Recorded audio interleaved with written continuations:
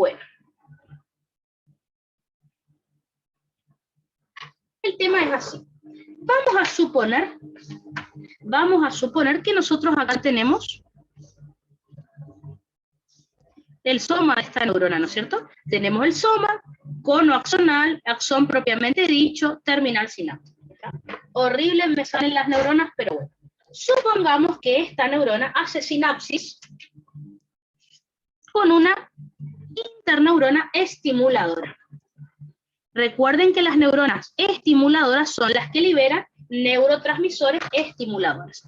Por ejemplo, no sé, glutamato, por ejemplo, acetilcolina. Vamos con la acetilcolina, que es lo que más conocen ustedes. ¿Ah? Entonces, la interneurona estimuladora libera acetilcolina. La acetilcolina, ¿qué es lo que va a hacer? Me va a abrir. Vamos a suponer que actúa sobre un receptor ionotrópico que es un canal de sodio. Así que la acetilcolina, recuerden que es un neurotransmisor y va a ser el ligando de este canal de sodio. Vamos a suponer que es el receptor nicotínico de acetilcolina. Entonces, la acetilcolina se une al canal de sodio y lo abre, ¿no es cierto? El canal de sodio tiene dos componentes. Por lo tanto, fíjense que esto va a provocar la entrada de sodio a este soma neuronal. Entonces, al entrar sodio al soma neuronal, el voltaje del interior del soma se va a empezar a volver positivo. ¿Qué quiere decir eso? Va a empezar a subir el voltaje. Recuerden que en reposo era de menos 65. El voltaje solamente puede subir hasta 20 milivoltios.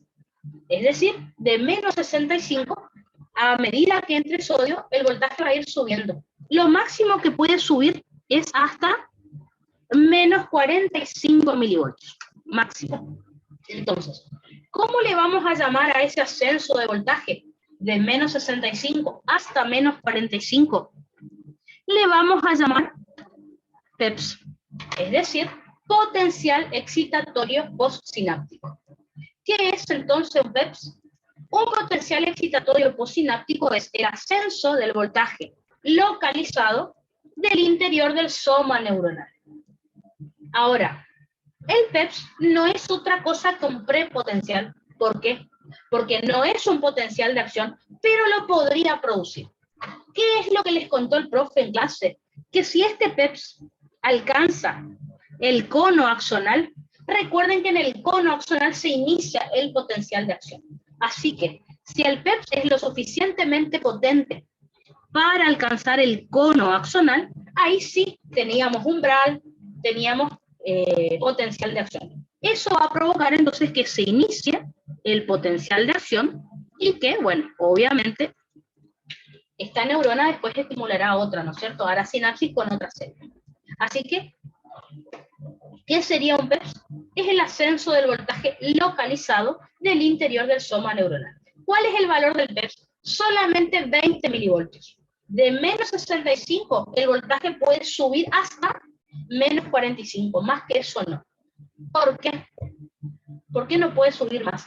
Porque el soma neuronal es demasiado grande y tiene pocos canales de sodio en su membrana. Así que no puede subir mucho el voltaje. ¿Tá? Mucha membrana y pocos canales de sodio. Ese es el problema. ¿Tá?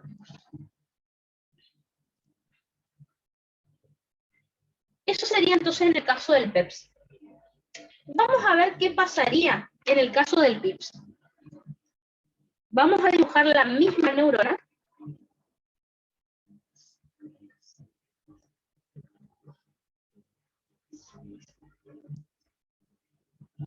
Recuerden que se supone que esta neurona está en reposo, o sea, tiene un voltaje en su interior de menos 65 milivoltios. Bueno, ¿qué pasaría si esta neurona recibe un neurotransmisor inhibidor por parte de una neurona inhibidora?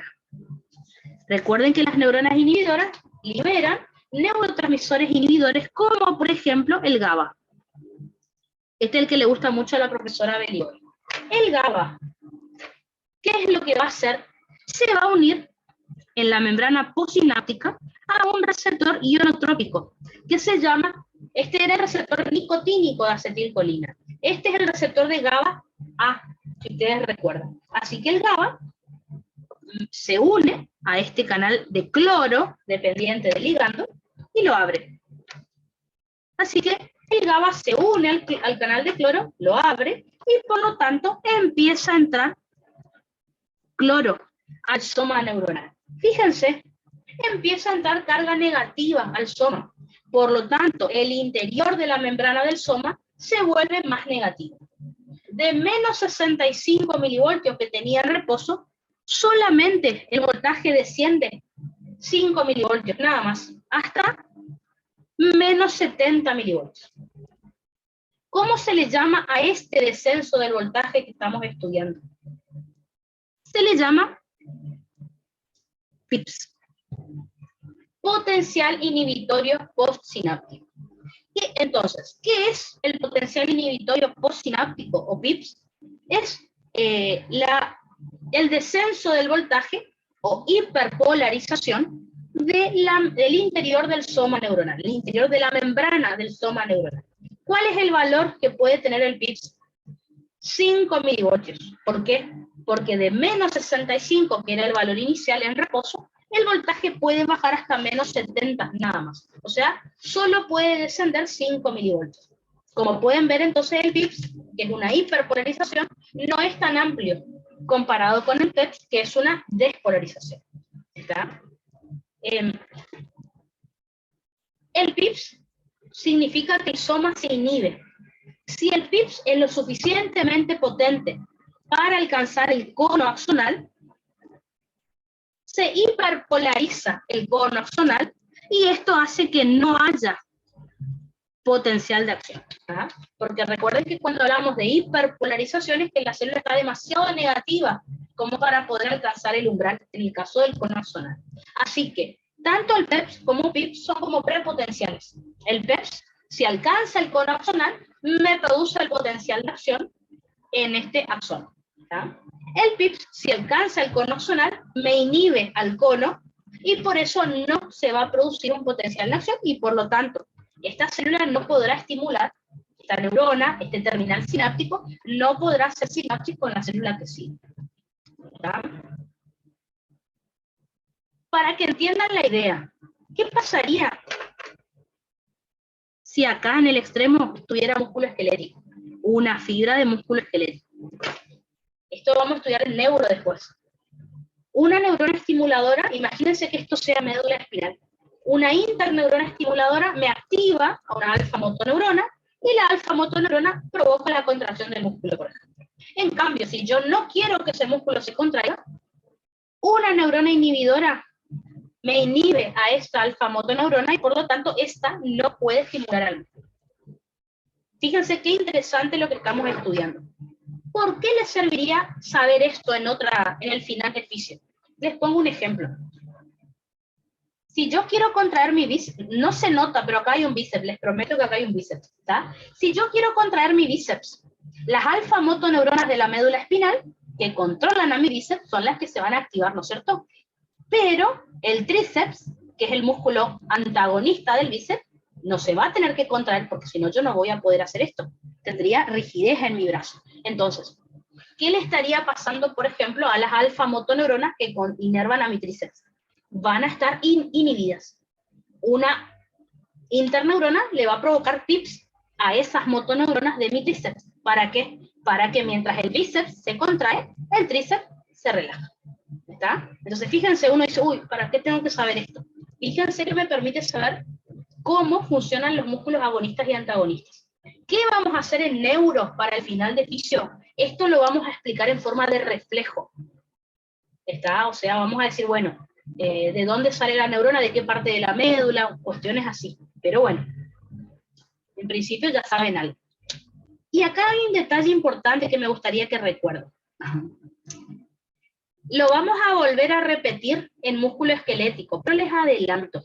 ¿Escucharon hablar seguramente alguna vez del clonazepam, el lorazepam? O sea, las benzodiazepinas. Seguramente habrán escuchado nombrar que si tomamos una pastillita de clonazepam, por ejemplo, nos dormimos. ¿Ah? ¿Por qué? Porque son relajantes musculares y sedantes. ¿Ah? Lo tienen escrito más adelante en músculos, pero les adelanto. para que vean por qué tienen que saber este tema. Bueno, las benzodiazepinas, el clonazepam, el lorazepam, actúan sobre este canal. ¿Qué es lo que hacen? Lo mantienen más tiempo abierto. Así que el clonazepam, el lorazepam, por ahora les comento, mantienen más tiempo abierto este canal de cloro. Entonces el GABA viene, se une al canal, el canal permanece más tiempo abierto. ¿Qué quiere decir esto? Que esta neurona va a permanecer más tiempo inhibida. Por lo tanto, este músculo va a permanecer relajado mucho tiempo. Por eso, cuando nosotros tomamos clonazepam o lorazepam, yo la verdad que nunca lo tomé, pero dicen que con media pastillita uno se duerme. ¿Por qué? Porque este tipo de PIPs nosotros lo tenemos tanto a nivel muscular, como ven acá, como a nivel del sistema nervioso central. Por eso, cuando una persona toma un clonazepam, se duerme y también sus músculos se relajan. Por muchas horas puede dormir. Justamente porque favorece, digamos, el clonazepam que el PIPs dure más tiempo, que las neuronas estén más tiempo inhibidas. Fíjense qué interesante, cómo, sabiendo fisiología, ustedes entienden el mecanismo de acción de ciertos fármacos. Les adelanté nomás, esto les voy a volver a explicar en músculo mañana, porque tenemos que hablar bien de este tema que el profe pregunta. A ver.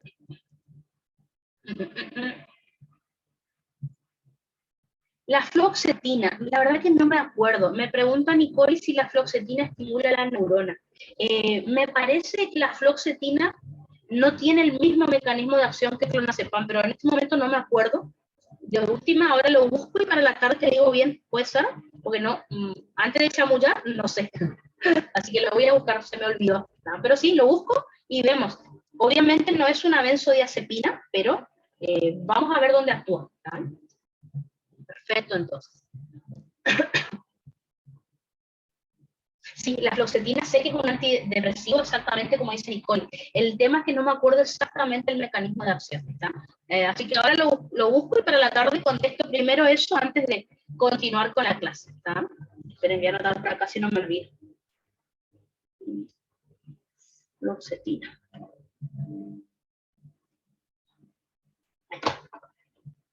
Entonces, a ver, estamos re bien. Me dicen, Tatiana me dice que cree que inhibe la recaptación de serotonina, pero no tiene certeza. Sí, yo estoy ahí, como que no me acuerdo bien, así que antes de chamullarle, ahora voy a buscar por las dudas. Sí. Sí, porque hay diferentes familias de antidepresivos que podemos usar. Las benzodiazepinas pueden ser una, por ejemplo. Tenemos los antidepresivos tricíclicos, hay varios. No sé si en salud mental ustedes lo alcanzaron a dar. Yo me acuerdo que lo di, pero medio que se me olvidó ya. Entonces, fíjense que lo que les estuve contando lo tenemos acá. Acá tenemos el soma neuronal en reposo, potencial de membrana en reposo de menos 65 milivoltios. Fíjense que acá tenemos un PEPS o PPC, que dijimos que era el ascenso del voltaje localizado o despolarización localizada del soma neuronal. El valor, fíjense que es de 20 milivoltios, es decir, de menos 65 el voltaje asciende hasta menos 45. Si este PEPS alcanza el cono sináptico, ahí recién se desencadena el potencial de acción. ¿Tá? Por otro lado tenemos el VIPS, es decir, el potencial inhibitorio posináptico, que es el descenso del voltaje localizado, es decir, la hiperpolarización del interior del soma neuronal. El valor es de 5 milivoltios, o sea, de menos 65 el voltaje puede descender hasta menos 70, nada más. Si esta hiperpolarización alcanza el cono axonal, se inhibe, digamos, el cono y no se va a desencadenar potencial de acción. ¿Está? Así que bueno. Pregunta de oral de bolillero. El bolillero dice, explique los diferentes tipos de potenciales nerviosos. Y uno queda pensando, porque sabemos que en los nervios solamente hay potencial de acción en espiga. Pero bueno, recuerden que en el soma de la neurona hay potenciales electrotónicos. Así que el profe lo que quiere es que le explique potencial de acción en el axón y potencial electrotónico, los dos, en el soma neuronal. Eso es lo que tendrían que explicar en esa pregunta puntual del bolillero.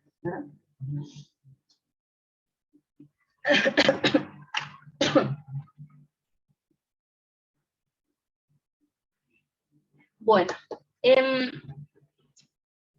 ahora, hay un problema. El tema es el siguiente. Lo vamos a volver a estudiar en neuro después para el final. Pero la realidad es que esto que les conté no es tan así. Después que les conté todo, les digo que no es tan así. ¿A qué me refiero con que no es tan así? El tema es que una sola neurona estimuladora no me puede producir un BEPS completo. O sea, con una sola neurona estimuladora haciendo sinapsis en esta otra neurona, no voy a alcanzar el voltaje de 20 milivoltios de PEPS. Con una sola neurona inhibidora haciendo sinapsis con esta neurona, no voy a lograr un PIPS completo de 5 milivoltios. ¿Por qué? Porque cada neurona tiene la capacidad de variar apenas el voltaje. Entonces, ¿qué les quiero decir con esto? Que necesito realizar sumación para poder tener un PEPS completo. O sea, para que el voltaje baje hasta menos 45, o para tener un PIPS completo, es decir, que el voltaje descienda a menos 70. Entonces, lo que digo es que una sola neurona disparando normalmente no puede provocar un PIPS entero ni un PEPS entero, sino que vamos a tener que realizar sumación. Recuerden que el término es muy parecido al que vamos a estudiar en músculo. ¿Ah? La sumación es cuando, en este caso, o varias neuronas disparan al mismo tiempo, hacen sinapsis con esta, o una neurona hace sinapsis con esta, pero de manera seguida, repetitiva. ¿Está? Por lo tanto, les estoy diciendo que vamos a tener dos tipos de sumación para poder tener un PEPS o un PIPS. Es decir, la sumación temporal y la sumación espacial. Tengan cuidado que en músculo vamos a ver también que las fibras musculares tienen sumación temporal o espacial, pero se explica diferente, solo el nombre es similar. ¿Ah? Así que fíjense en qué tema el profe les pregunta sumación. Si en nervio, o sea en neurona, o les preguntan músculo y explican diferente. Entonces, veamos qué es la sumación. La sumación me dice que la activación de una neurona, es decir, el PEPS, para que el PEPS alcance el cono axonal y se produzca el potencial de acción, se puede producir por dos mecanismos, la sumación espacial y la sumación temporal. Lo mismo pasa con el PIPS. La definición habla de PEPS nomás, pero para que el PIPS alcance el cono axonal y se inhiba una neurona, también necesita de sumación. O sea que solo una neurona estimuladora o inhibidora disparando normalmente sobre la membrana postsináptica no va a provocar un PEPS completo, solo una pequeña variación de voltaje. Entonces, ¿qué sería la sumación espacial? La sumación espacial o sumación de múltiples fibras es lo mismo.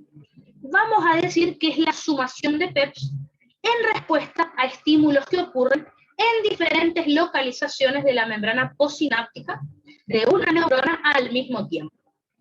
Es el resultado de la acumulación de neurotransmisores liberados por varios terminales sinápticos. Traducción de lo que dice ahí.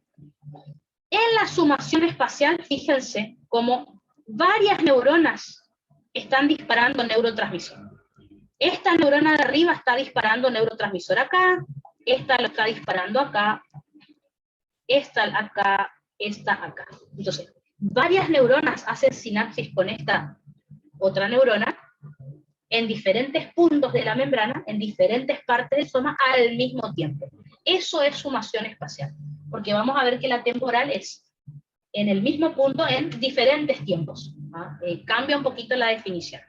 Entonces, fíjense, en diferentes partecitas del soma está actuando neurotransmisores en el mismo instante, porque varias neuronas hacen sinapsis con esta. ¿Tá? Entonces, esta sumación espacial, digamos, es el resultado de la acumulación, como les dije, de neurotransmisor liberado por varios terminales o botones sinápticos. Es decir, varias neuronas liberan una cantidad normal de neurotransmisor y solo la sumatoria de varios de ellos va a poder provocar que el PET alcance el cono sináptico y produzca el potencial de acción. Por poner un ejemplo, estoy inventando, ¿no? Pero imagínense que esta neurona de arriba solo va a hacer que el voltaje pueda subir 5 milivoltios. Más esta otra, 5 más. Más esta otra, 5 más. Más esta otra, 5 más. Así que ahí recién en total, haciendo los 20 milivoltios que tiene el PEPS, por ejemplo. Pero solo una neurona actuando normalmente sobre esta otra, no va a hacer que el PEPS suba a 20 milivoltios. Necesito varias al mismo tiempo. Eso es entonces la sumación espacial. Por otro lado, podemos tener la sumación temporal.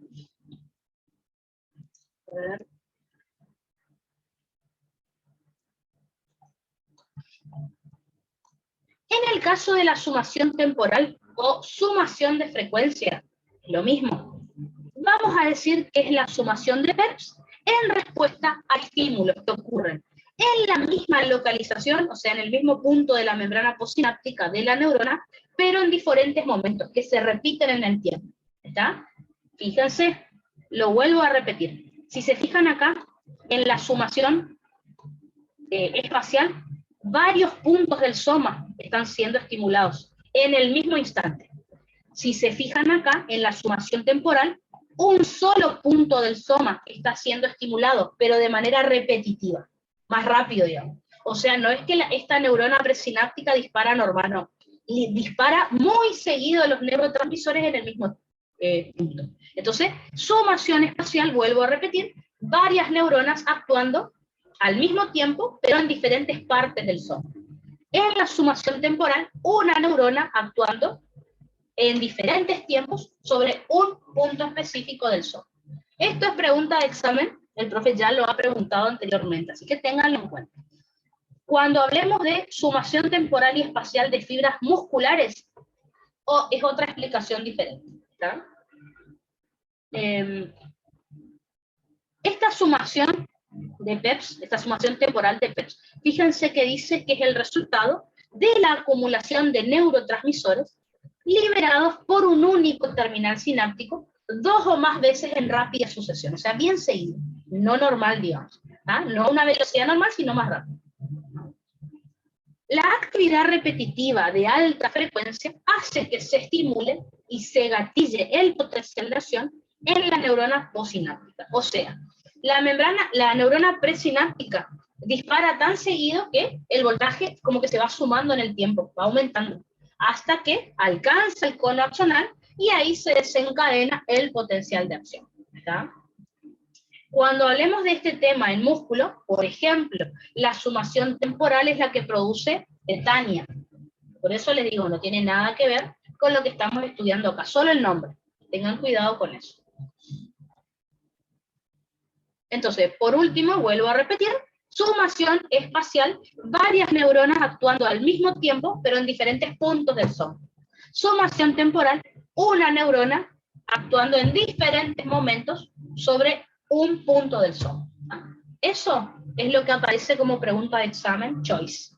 A ver.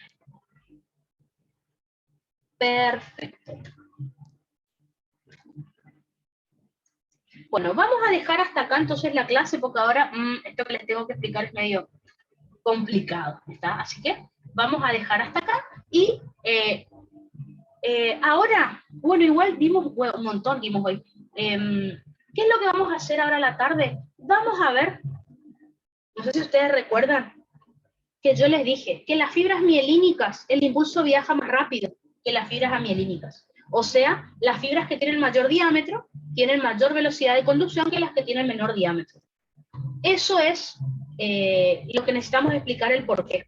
Para poder explicar eso, necesitamos hablar de dos factores que me modifican la velocidad de conducción del impulso nervioso, que son dos constantes. La constante de tiempo, o también llamada tau, y la constante de longitud, o también llamada lambda. Esto es pregunta de bolillero, ¿tá? El tema es que son medio feas, así que les voy a tener que mostrar unos gráficos para explicar, y ahí vamos a ver qué le contamos al profe, ¿tá? Así que nos vemos ahora a la tarde. Lo último que nos falta ver, está bueno porque vamos yendo rápido.